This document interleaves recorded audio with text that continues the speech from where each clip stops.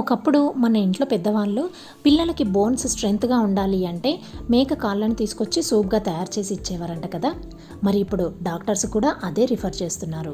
అది చూసి హోటల్స్లో అయితే పాయ షోర్బాగా దీన్ని మెనూలో కూడా ఇంక్లూడ్ చేసేసారు. ఇంట్లో తయారు చేసుకోవాలి అంటే చాలా ప్రాసెస్గా ఉంటుంది అని భయపడే వాళ్ళకు కూడా చాలా అంటే చాలా ఈజీగా, అలాగే ఇంట్లోనే హెల్దీగా ఎలా తయారు చేసుకోవచ్చో ఇప్పుడు చూసేద్దాము.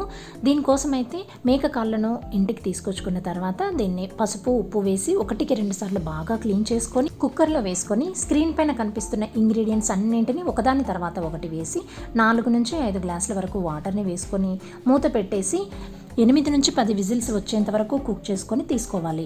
ఫైనల్గా దీంట్లో రుచికి సరిపడా ఉప్పుని, కొత్తిమీరని, అలాగే వీలైతే డీప్ ఫ్రై చేసుకున్న ఆనియన్స్ని కూడా వేసుకొని వేడిగా సర్వ్ చేసుకోవడమే. చాలా అంటే చాలా టేస్టీగా ఉంటుంది. తప్పకుండా నెలకొకసారైనా ఈ స్టైల్లో మీరు ట్రై చేసి నచ్చితే లైక్ చేయడం మర్చిపోద్దే.